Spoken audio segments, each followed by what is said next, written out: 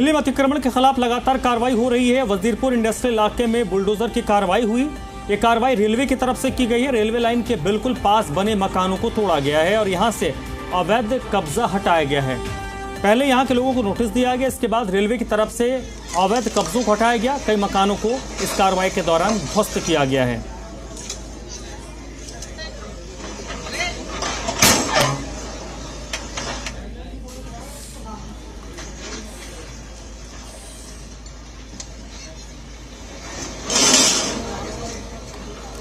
और चलिए सीधे रुख कर लेते हैं। नीरज इस वक्त मेरे साथ जुड़ चुके हैं। नीरज गौड़, इसी पर ज़्यादा बातचीत के लिए।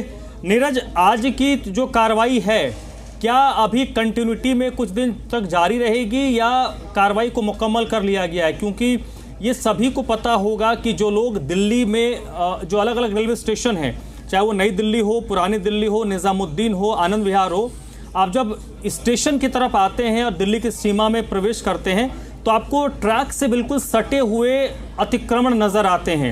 ये कहीं ना कहीं कई बार अपराध की भी एक वजह होती है और दूसरा जो लोग वहां रहते हैं उनके लिए खतरा तो हमेशा बना रहता है।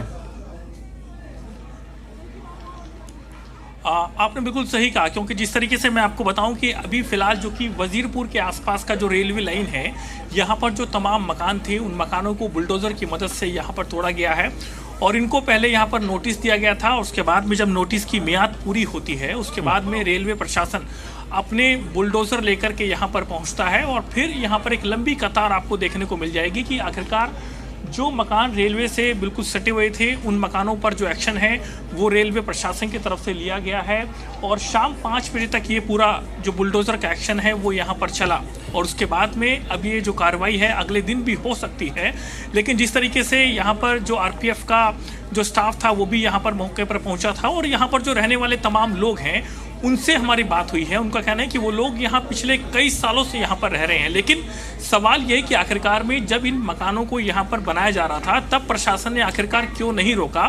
यहाँ के लोग यही यहाँ पर बार बार कह रहे हैं कि जब प्रशासन को पहले ही रोकना चाहिए था, क्योंकि यहाँ पर बहुत से ऐसे लोग हैं जो कि यहीं पर ही पैदा हुए हैं और यहीं पर ही बड़े हो गए हैं और उन्होंने बिल्कुल गरीबी के साथ में यहाँ पर अपना जीवन जिया। उसके बाद में एक एक करके अपने इस घर को यहाँ पर बनाया था। उसके बाद में यहाँ पर प्रशासन की तरफ से कार्रवाई की गई है, लेकिन लोगों का ये कहना है कि इनकी मदद की जानी चाहिए सरकार की तरफ से, क्योंकि जिस तरीके से आपको एक लंबी कतार आपको यहाँ पर देखने को मिलेगी और लगातार जो ट्रैफिक है रेलवे का वो यहाँ पर लगातार चल रहा है और यहाँ से अभी वंदे भारत ट्रेन यहाँ से गुजरी है। उसके अलावा और जो मालगाड़ियाँ हैं वो यहाँ से गुजर रही हैं और इसी के साथ लोगों की जान पर भी खतरा यहाँ पर रहता ही है।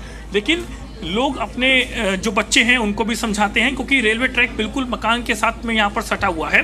कुछ लोग हैं, इनसे बात करते हैं जो कि जिनके यहाँ पर घर हैं और आप देख सकते हैं अपने घर से वो मलबा हटाने की कोशिश कर रहे हैं। जो कुछ बचा कुचा जो सामान है उसको यहाँ से हटाया जा रहा है। तो यहाँ रहने वाले लोगों की यही है कि आखिरकार में जो मौसम ख़राब है, बारिश होगी तो आखिरकार वो कहाँ जाएंगे।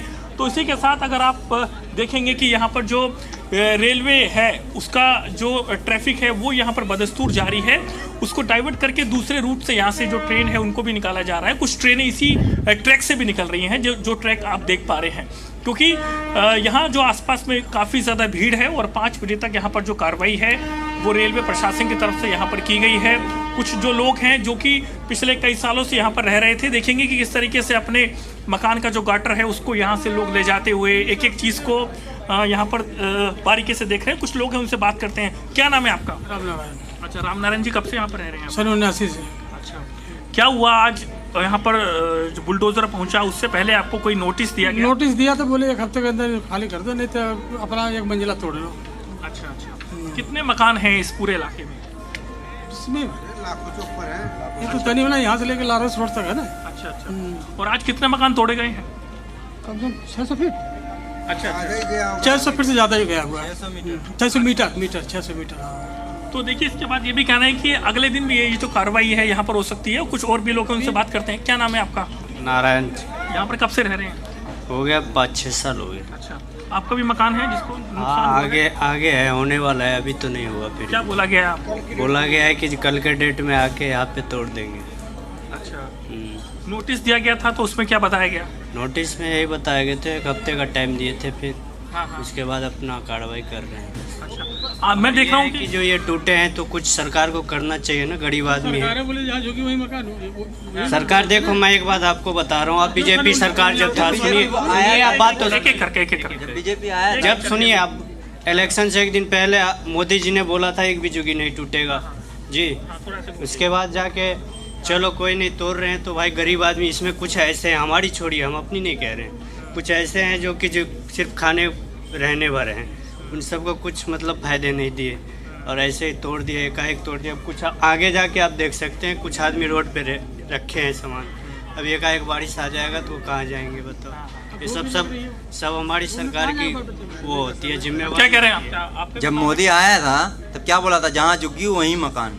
आज क्या हुआ, आज ये बच्चे जो रोड पे भटक रहे हैं कहाँ जाएंगे बताइए। तो देखिए लगातार लोगों की यही मांग है कि आखिरकार में जिस तरीके से ठीक है नीरज, चुनाव के समय बोला गया था कि जहां झुकी वहीं मकान जी। चलिए तो फिलहाल नाराजगी साफ तौर पर देखी जा रही है। बहुत बहुत शुक्रिया।